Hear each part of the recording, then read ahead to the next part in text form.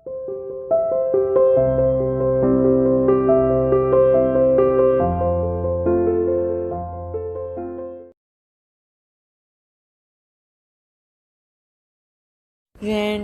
students, welcome to CR International School online class.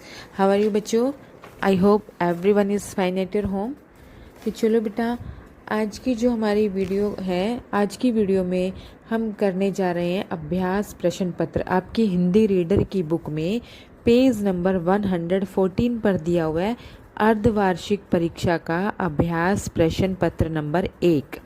इसमें जितने भी क्वेश्चंस है, एक्सरसाइज है, जो भी कुछ है, चैप्टर नंबर 1 से लेकर 8 तक का है, उससे आगे का नहीं है। चैप्टर 1 से 8 तक का है, जिसमें हमने 6 चैप्टर स्किप कर दिया था। तो 6 चैप्टर से रिलेटेड जो भी इसमें है वो मैं कट करा रही हूँ, ठीक है।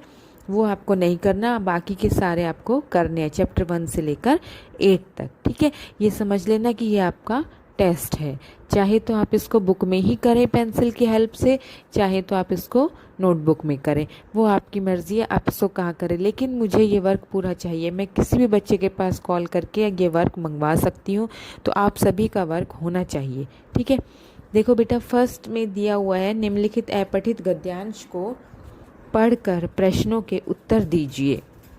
अपठित गद्यांश, जो गद्यांश हमने पहले कभी ना पढ़ा हो वो होता है अपठित। जिसको हम पढ़ रहे हैं, तो इसमें एक पैराग्राफ दिया है, इसको हम पढ़ेंगे, पढ़ रहे हैं, इसके नीचे प्रश्न दिए हुए हैं। तो जो इन प्रश्नों के उत्तर हैं वो इसी में से आपको निकालने हैं, ठीक है। ये कोई अलग से नहीं देने आपको, इन प्रश्नों के उत्तर आपके इसी पैराग्राफ में आपको मिलेंगे, तो वो यहीं से आपको करने हैं। ये हमने बेटा 4th में भी किए थे ना, हमारे पेपर में भी आते हैं ये अपठित गद्यांश, ठीक है। तो सेम वही है ये। सेकंड है निम्नलिखित कविता की पंक्तियां पढ़कर दिए गए प्रश्नों के उत्तर दीजिए। तो इसमें क्या है कि आपको ये कविता पढ़नी है, और उसके बाद इसके नीचे इस कविता के प्रश्न दिए हुए हैं, इन प्रश्नों के उत्तर इसी पैराग्राफ में से आपको निकालने हैं। तो इसको ध्यान से पढ़ना और ध्यान से इनके उत्तर देना, ठीक है। पहला था अपठित गद्यांश, दूसरा था आपका अपठित पद्यांश। जो कविता का होता है वो आपका होता है पद्यांश, ठीक है। उसके बाद थर्ड क्वेश्चन में दिया हुआ है निम्नलिखित प्रश्नों के उत्तर दीजिए। तो प्रश्नों के उत्तर इसमें फर्स्ट है डॉक्टर कलाम ने रक्षा अनुसंधान विकास संगठन में कौन सा, ये आपका कलाम वाला चैप्टर हमने किया था, डॉक्टर कलाम वाला, उसमें से प्रश्न है, ये करना है। सेकंड है तिरंगे का चक्र हमें क्या प्रेरणा देता है, ये भी मैंने करवा रखा है। थर्ड है छोटे जादूगर में कौन से विशेष गुण थे, ये मैंने क्रॉस लगा दिया है क्योंकि ये नहीं करना है चैप्टर नंबर 6 में से, जो कि हमने स्किप कर दिया है, ये नहीं करना। फोर्थ है अनुराग घर की तरफ क्यों लौट गया, तो ये आपको वही करना है कि उसी क्वेश्चन का आंसर है। फिफ्थ है आपका बादलों से निकलते बूंद क्यों झिझक रही थी, ये भी एक बूंद कविता से है। तो जो बाकी के 5 क्वेश्चन हैं, ये बाकी के 4 क्वेश्चन आपको करने, एक क्वेश्चन नंबर 3 नहीं करना, ठीक है। बाकी के आपको सारे करने हैं। नेक्स्ट पेज पर देखो बेटा, पेज नंबर 115 पर निम्नलिखित पंक्तियों को पूरा कीजिए। ये दैव मेरे भाग्य डैश, मैं बचूंगी डैश, या जलूंगी गिर डैश, चू पड़ूंगी या डैश। ये एक बूंद कविता का पैराग्राफ है, इसको आपको कंप्लीट करके लिखना है। आगे देखो, निर्देशानुसार कीजिए, शब्दों को शुद्ध कीजिए। आपके सामने एक एक शब्द लिखा हुआ है, सामने ब्लैंक जगह दी हुई है, यहाँ पर आपको इन शब्दों को शुद्ध करके लिखना है, यानी कि गलत दिए हुए इनको आपको सही करके लिखना है, ठीक है। नेक्स्ट में है उत्तर का सही विकल्प चुनिए। ये ऑप्शन दिए हुए हैं आपको, चक्र के स्थान पर पहले क्या था ये आप सभी को मैंने करा रखा है, सभी को पता होगा, तो उसे एक पर टिक लगाना है। नेक्स्ट है वर्ण संयोग कीजिए, यानी कि ये वर्ण विच्छेद किया हुआ, इसको जोड़ के एक शब्द बनाना है, कि क्या शब्द बना है वो इसके सामने लिखना है। नेक्स्ट है शब्दों के अर्थ लिखो, चकित और पर्याप्त, इन दोनों के आपको अर्थ लिखने हैं, ठीक है, कि इनका अर्थ क्या है, शब्दार्थ है ये। आगे है पाठ के अनुसार वाक्य के सही या गलत होने का निर्णय कीजिए। 2 दिए में अब्राहम का नाम अब्राहम लिंकन था। सेकंड है तिरंगे का चक्र सफ़ेद रंग की पट्टी पर नहीं होता। इन दोनों पे राइट या रोंग लगाने, आपको कौन सा सही है कौन सा गलत है, ठीक है। उसके बाद खंड ग पर आइए, निर्देशानुसार कीजिए। 6th क्वेश्चन हमारा दिया हुआ है, भाववाचक संज्ञा शब्द बनाइए। राष्ट्र और हरा 2 शब्द दिए हुए हैं, दोनों मैंने आपको कराई है, ये हमारी एक्सरसाइज में है, जो भी चैप्टर्स हमने किए हैं उनकी एक्सरसाइज में से है, ठीक है।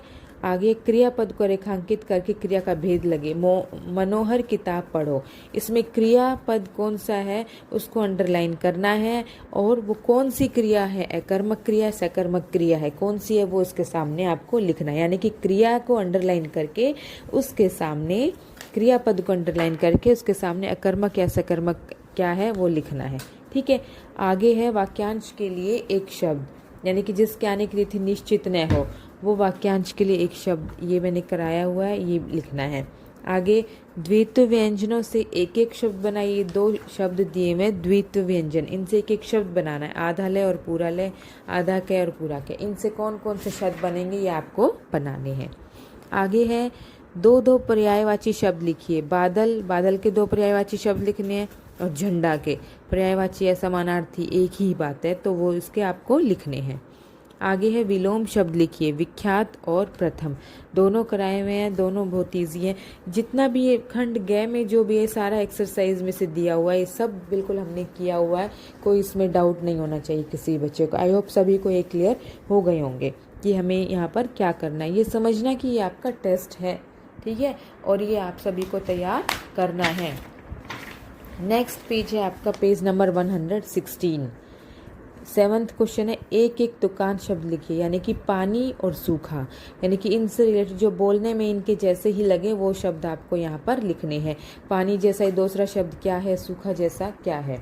आगे अनुनासिक का प्रयोग करके 2 शब्द लिखिए। अनुनासिक यानी कि चंद्र बिंदु, यानी कि चंद्र बिंदु वाले 2 शब्द यहाँ पर लिखने हैं आपको, जिनमें चंद्र बिंदु लगता है। 9th में देखो मत शब्द के 2 अर्थ लिखिए। ये एक शब्द जिसके अनेकार्थी शब्द आ जाते हैं, मत, मत के 2 शब्द लिखने, कौन कौन से होते हैं। मत का एक शब्द क्या है और दूसरा, इसके एक अर्थ क्या है और दूसरा अर्थ क्या है। प्रश्न नंबर 10, वाक्यों में से सर्वनाम शब्द छांट कर लिखिए। मुझे जल्दी आना है, मानिक ने अपना घर दिखाया। इनमें से सर्वनाम शब्द कौन से है ये आपको छांट कर आपको लिखने हैं इसके सामने। ठीक है, सर्वनाम जो शब्द संज्ञा के स्थान पर आते हैं सर्वनाम कहलाते हैं। आप देखो इनमें दोनों में कौन कौन से सर्वनाम शब्द है वो आपको सामने खाली जगह पर लिखने हैं। ठीक है, 7th है हमारा तिरंगा। इस विषय पर एक अनुच्छेद लिखे, तिरंगे का चित्र बनाकर रंग भी भरिए। इस पेज पे खाली स्पेस दिया हो वहाँ पर एक तिरंगे का चित्र बना लेना, और उसके बारे में 5 से 7 पंक्तियाँ आप यहीं पर पेंसिल की हेल्प से लिख देना। ठीक है, कि तिरंगे के बारे में क्या क्या, हमने हमारा तिरंगा चैप्टर रीड भी किया था, तो आई होप सभी को वहाँ से अच्छे से पता होगा कि क्या लिखना है हमें। ठीक है, सभी को ये क्लियर हो गए होंगे। पेज नंबर 114, 115, 116, तो ये सभी को टेस्ट के तौर पर करने हैं। ठीक है, जो नहीं करना वहाँ मैंने क्रॉस लगाया है, बाकी सभी क्वेश्चंस आपको अटेम्प्ट करने हैं और सभी बच्चों के लिए कंपलसरी है। ठीक है, जो नहीं करेगा वो फिर प्रिंसिपल मैम से डांट खाएगा फ़ोन पर। ठीक है, इसलिए सभी बच्चों को ये क्लियर करने हैं। मैं किसी बच्चे को कॉल करके उनसे उनका वर्क मंगवा सकती हूँ। ओके बेटा, तो आज की वीडियो यहीं समाप्त होती है, फिर मिलते हैं नेक्स्ट वीडियो में। Thank you, have a nice day.